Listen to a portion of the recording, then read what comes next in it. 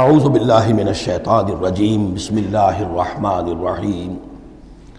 اب پانچواں گروپ شروع ہو رہا ہے، اس میں 13 ہیں مکی صورتیں اور پھر 3 آئیں گی مدنی صورتیں، لیکن یہ جان لیجئے کہ اب جو مدنی صورتیں آئیں گی وہ چھوٹی چھوٹی ہیں، زیادہ سے زیادہ 4 رکوع، اکثر و بیشتر 2 رکوع۔ یہ جو بڑی مکیات تھیں وہ تقریباً مدنیات جو ہیں وہ ختم ہو چکی ہیں، سورہ بقرہ، سورہ آل عمران، سورہ انفال۔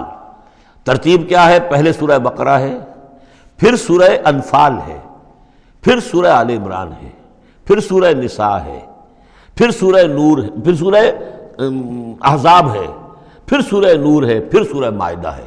یہ ہے طویل، جو سائزیبل اور طویل مدنیات ہیں۔ باقی چھوٹی جو ہے وہ ان کے بین ان کے درمیان آتی نہیں ہے۔ جیسے سورہ صف جو ہے وہ بھی سورہ احزاب کے ساتھ ہی متصلاً نازل ہوئی ہے۔ سورہ محمد ہے وہ بھی سورہ بقرہ کے ساتھ متصلاً نازل ہوئی ہے، وہ بھی غزوہ بدر سے پہلے نازل ہوئی ہے۔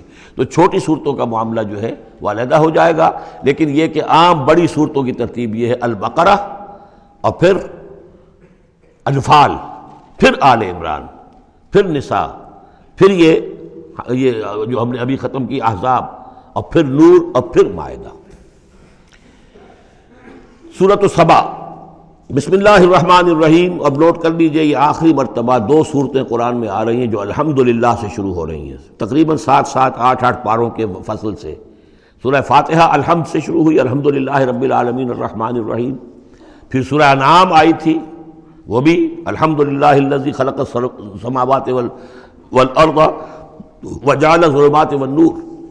اس کے بعد پھر 15ویں پارے میں آئی سورہ کہف، الحمدللہ الذی انزل علی عبدہ الکتاب ولم یجعل لہ عوجا۔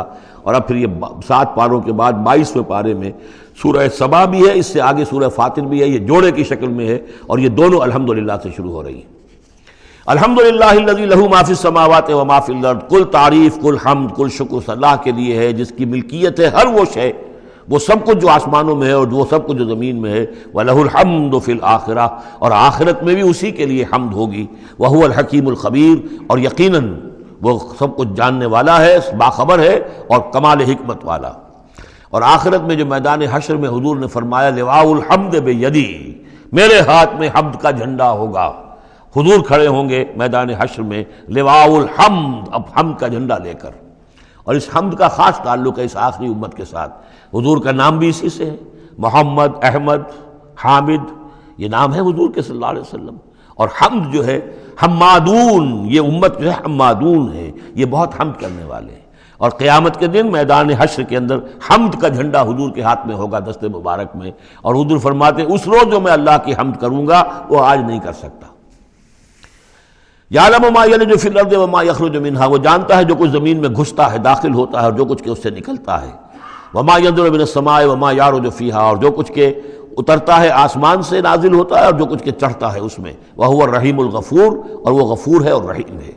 وقال الذين كفروا لا تأتينا الساعة، اور یہ کہتے ہیں کافر کہ کبھی یہ قیامت نہیں آئے گی، یا ساعہ جو ہے کبھی نہیں آئے گی۔ ساعہ اور قیامہ کا فرق میں بیان کر چکا ہوں، اور اس میں گویا کہ ابھی تک جو ماضی قریب تک جو خیال رہا ہے سائنسدانوں کا کہ کائنات ابدی ہے، ہمیشہ رہے گی، اس کے ختم ہونے کا سوال ہی نہیں۔ اب یہ ہے کہ سائنس جو ہے فزکس کے میدان میں یہ بات مسلم ہو چکی ہے کہ یہ ابدی نہیں ہے، بلکہ اس سے ختم ہونا، کتنا عرصہ میں ختم ہونا یہ ہم نہیں کہہ سکتے، لیکن یہ کہ مختلف اعتبارات سے یہ طے اب ہو چکا ہے کہ یہ ہمیشہ رہنے والی نہیں ہے، اس کو ایک دن ختم ہونا ہے۔ اور جس طرح کہ یہ پھیلی ہے، جس طریقے سے پھل جھڑی ہوتی ہے ایک، اسی طریقے سے یہ پھیلی ہے اور اسی طریقے سے یہ واپس لوٹ جائے گی۔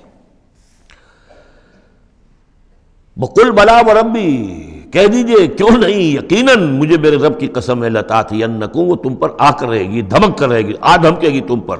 عالم الغیب، مجھے اپنے اس رب کی قسم ہے کہ جو تمام چھپی ہوئی چیزوں کا جاننے والا ہے۔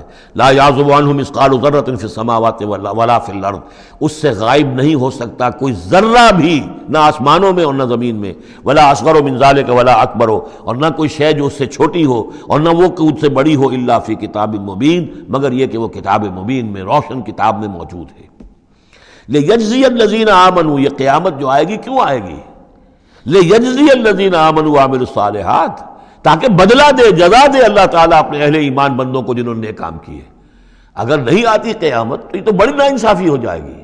جنہوں نے اللہ کے لیے اپنی لذات کو چھوڑا، دنیاوی لذائذ کو چھوڑا، اپنے عیش کو چھوڑا، انہوں نے جان جوکھوں میں ڈالی، انہوں نے جہاد کیا، انہوں نے قتال کیا، انہوں نے اپنے کیریئرز برباد کیے، اپنے مستقبل خراب کر لیے دنیاوی اعتبار سے، اب ان کو کوئی بدلہ نہ ملے، کہیں ان کا اعزاز و اکرام نہ ہو، کہیں ان کو جو ہے خلعتیں نہ ملے، تو یہ تو بڑا ظلم ہو جائے گا۔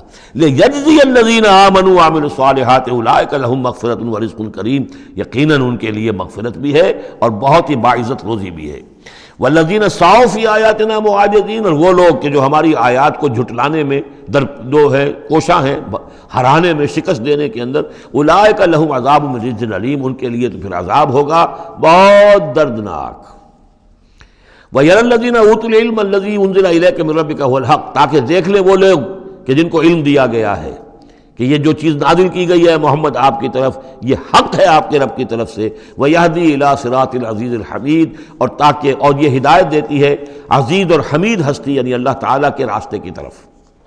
وَقَالَ الَّذِينَ كَفَرُوا، اور جو کافر کہتے ہیں هَلْ نَدُلُّكُمْ عَلَىٰ رَجُلٍ، کیا ذرا ہم بتائیں آپ کو ایک شخص ایسا بھی ہمارے ہاں پیدا ہو گیا ہے، یہ اس طریقے سے استہزائی انداز میں کہتے تھے کہ هل ندلکم علی رجل، ایک ایسے شخص کی طرف رہنمائی کریں تمہاری، ینبئکم، جو تمہیں یہ خبر دے رہا ہے، اذا مزقتم کل ممزق، جب کہ تم بالکل ریزہ ریزہ ہو جاؤ گے، مرنے کے بعد مٹی ہو کر مٹی میں مل جاؤ گے، انکم لفی خلق جدید، پھر تمہیں ایک مرتبہ اور بنا دیا جائے گا، پیدا کر دیا جائے گا۔ افترا علی اللہ کذبا، اس آیت کو نوٹ کر لیجئے، اس لیے کہ سورت کے آخر میں پھر اس کا حوالہ آئے گا کہ وہ اس شش و پنج میں تھے۔ معاملہ کیا ہے؟ کیا یہ محمد نے جھوٹ گھڑ لیا ہے؟ اب اس کے بھی شواہد نہیں ملتے تھے ان کے سامنے کہ ان کی سیرت و کردار، آخر 40 برس جو ہمارے مابین انہوں نے گزارے ہیں، الصادق الامین، ہم نے خود خطاب دیا ان کو۔ تو افترا علی اللہ کذبا، کیا انہوں نے اب اتنی بڑی جسارت کی ہے کہ کوئی چیز گھڑ کر جھوٹ موٹ اللہ کی طرف جو ہے وہ منسوب کر دی ہے؟ ام بہی جنہ، یا یہ کہ ان پر کوئی جنون ہو گیا ہے، وہ دماغی توازن کھو بیٹھے ہیں، یا کوئی آسیب کا سایہ آ گیا، یعنی ظاہر بات ہے کہ آسیب کا سایہ ہو گیا ہے، اور کوئی اگر ان کو جنون کا عارضہ ہو گیا تو پھر تو یہ پھر ملامت نہیں ہے، پھر تو آدمی کہہ دیتا ہے جو بھی چاہے کہہ دے، اس نے جان بوجھ کر تو جھوٹ نہیں بولا، دیوانہ آدمی جو ہے وہ جان بوجھ کر جھوٹ نہیں بول رہا ہوتا، جو منہ میں آیا کہہ رہا ہے، تو ہو سکتا ہے تو یہ ان کے درمیان گویا کہ ایک انہیں اس میں ابھی شش و پنج ہے۔ یہ جیسا کہ میں نے آپ چرچ کیا نا، یہ صورتیں وہ ہیں کہ جو درمیانی 4 سالوں کی ہیں، آخر میں آ کر جو بھی وہ پوری طرح پولرائزیشن ہو گئی تھی وہ تو ہم پڑھ چکے ہیں، 14 جمع 2 16 صورتیں تقریباً، ان میں سے ایک نکال دیجیے سورہ ہجر، تو 15 صورتیں وہ ہیں کہ جو آخری 4 سال جو ہیں آپ کے قیام مکہ کے اس دور کے ہیں، اور یہ جو 2 گروپ ہیں درمیانی مکی صورتوں کے، یہ ہیں درمیانی 4 سال۔ ان میں سے بھی سورہ شعراء کو نکال دیجئے کہ وہ ابتدائی دور کی صورت ہے، باقی یہ تقریباً سب کی سب وہ صورتیں۔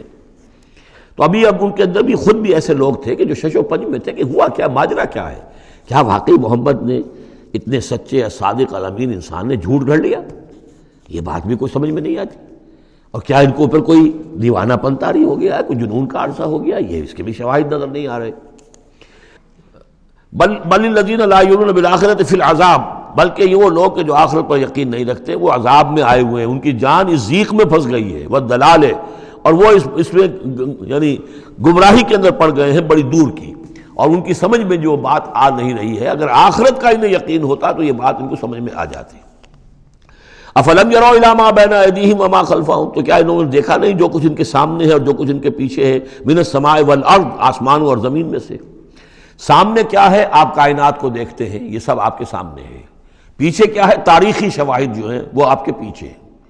تو یہ جو ایام اللہ کے ذریعے سے تذکیر ہوتی ہے یہ ہے پیچھے، اور جو آلاء اللہ سے جو تذکیر ہوتی ہے یہ ہے سامنے کی شے۔ تو انہوں نے کیا دیکھا نہیں؟ ان نشاء نخسف بہم الارض، اگر ہم چاہیں تو ان کو زمین میں دھسا دیں، اور نسقط علیہم کسفا من السماء، اور اگر ہم چاہیں تو ان پر آسمان کا کوئی ٹکڑا گرا دیں۔ ان فی ذلک لآیۃ لکل عبد منیب، یقیناً اس میں نشانی ہے ہر اس شخص کے لیے، ہر اس بندے کے لیے جو اللہ کی طرف رجوع کرے۔ صدق اللہ العظیم۔